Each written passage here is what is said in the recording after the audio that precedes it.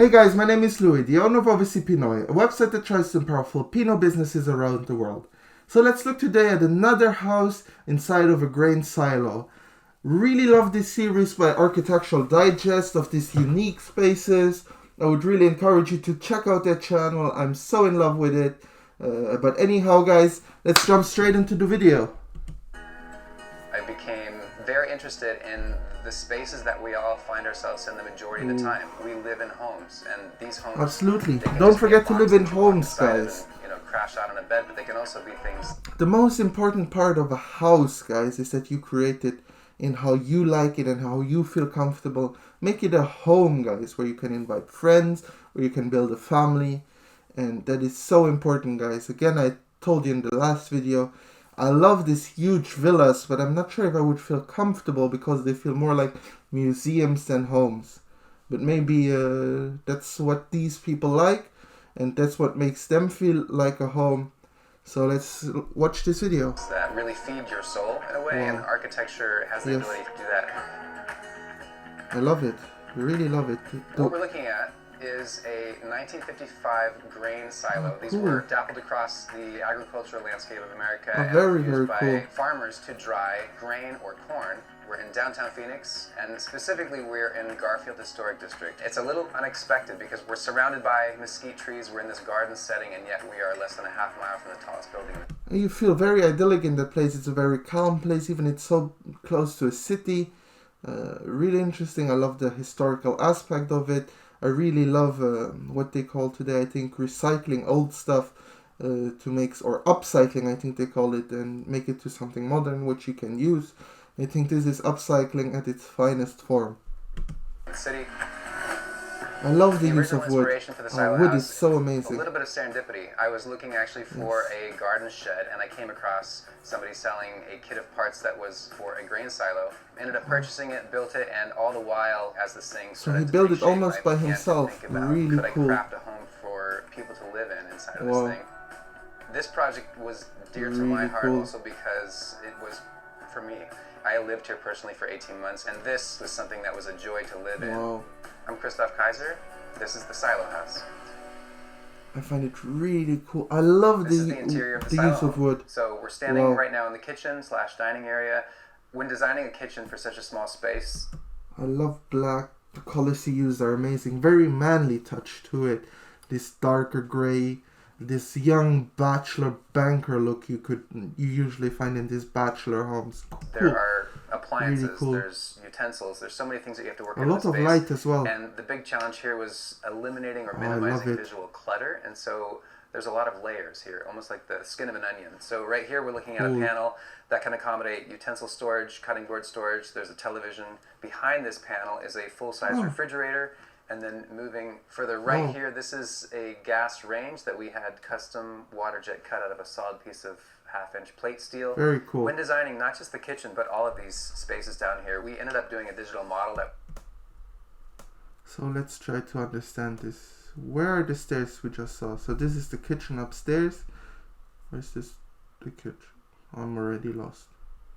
It was very precise because when you're dealing with a space this tight, the door swing, is it intersecting with another door swing? Doing cabinets that pull out on a radius is a very tricky thing to work out to make sure that you don't have intersecting rails. There are other silo houses out there in the world, and I feel like many of them love the stairs. Flat walls and straight cabinets, and that's something that I really didn't want to do. I wanted everything about the interior to be of one breadth with the exterior of the silo, and so fits really well. Very well designed. Very well designed. This is one of my favorite spots in the silo house. This is a custom sofa that we fabricated to match the outside radius of the silo. He made his own Sitting here, you're sofa. looking up 26 feet into the cone, and beyond that, the Oculus. And it's just a great spot with a lot of verticality, and at night you can actually sit here and stargaze, which is pretty beautiful. Was there a hole? Was there a window on the top? Check out the bathroom. I didn't see that. Much like aspects of the kitchen, is hidden away. It's something that you don't know is there unless you need it. That's very cool. Very cool. In the silo house is a somewhat conventional 3-foot. That came like out of nowhere. Out of nowhere, guys. It looks smaller than though in the tiny house. I really like the bathroom in the tiny house, one of the lady with the amplifier. Go check out that video, it was really good. By 9-foot plan. The difference is that we've taken that rectangle and we've arced it. And within that sort of arced rectangle, we have our shower, and then we have the toilet. That also looks very space-like. This was a custom piece where we created what we call a shadow box, and emerging from that shadow box, we have our faucet, we have a sink, and then over here we have the same setup. The toilet is emerging also from a shadow box. Not my favorite bathroom. Something similar to a medicine cabinet. Don't like all white, but additional toilet paper and towels and that kind of thing. Sure. So next we're going to take a walk up these stairs and check out. So the kitchen was downstairs, guys, and then now you have to walk up probably to the bedroom. Oh, very cool. So this is the sleeping mezzanine in the silo house, and I love this hidden away drawers and cupboards so that you don't see into them, and that they're very like sleek, very well designed, very well designed. Similar to the downstairs, we have millwork that wraps the south side of the space. And many of these TV walnut panels projector, are so you fixed. can This one actually scroll has down a on the mechanical screen. chase inside of it. And a lot of these other panels are custom doors Wow. that have magnetic latches on them. I love the small pushing doors, thing. strangely, are much harder to build than the big ones.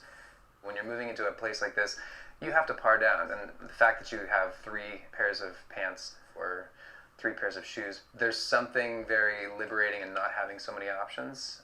So there are so many cool things that are packed into the southern wall of the silo house. Behind this panel here, there's actually the subwoofer for the sound system. There's satellite speakers that live in the air registers. And you didn't even see them, right? This cabinet piece, I want it to be a light trough that just illuminates the cone of the silo.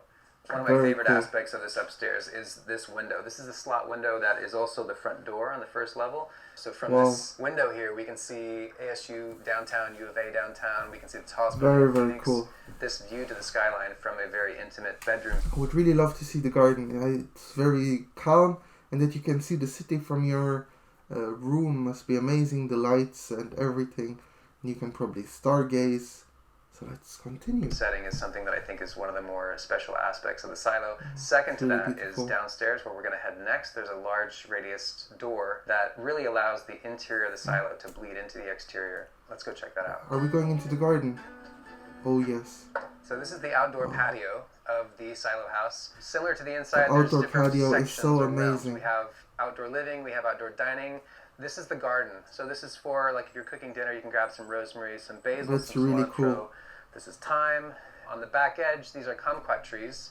Another aspect of this outdoor space, I didn't want the radius geometry of the silo to stop at the silo, and so you see that picked up on in these garden beds, and again the slab. Everything is again so well thought through. I know that Architectural Digest takes an immense pride in who they choose to be in their videos, but just look at the design. Even from the top, it looks like a picture someone is taking or painted, where symmetry was so important.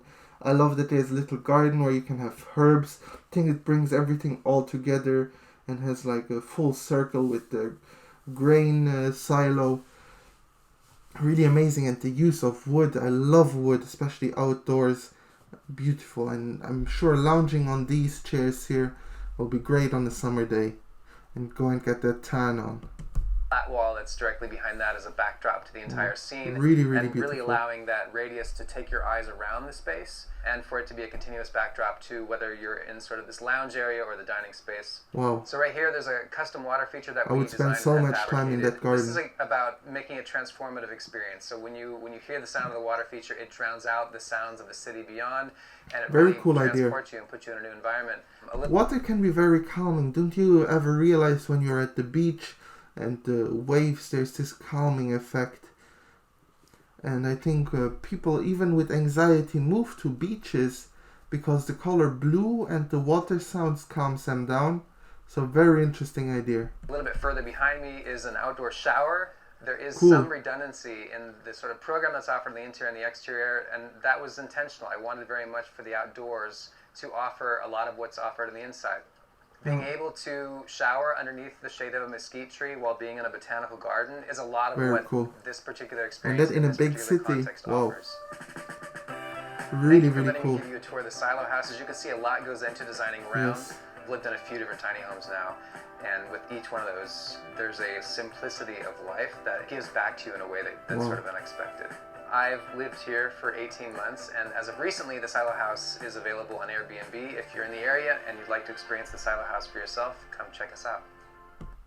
So guys, what did you think of this great silo house? It is impressive how he designed it, everything round, everything was so well thought through, designed with the house, the flow was amazing, the woodwork, amazing. The bathroom we could discuss about, I prefer the one of the other tiny house, but should we complain if you could have something like this? And I would actually like to know, would you be interested in staying a night there? It's now on Airbnb. So guys, if you like what I create, please like, comment and subscribe. I would more than appreciate. Have an amazing day.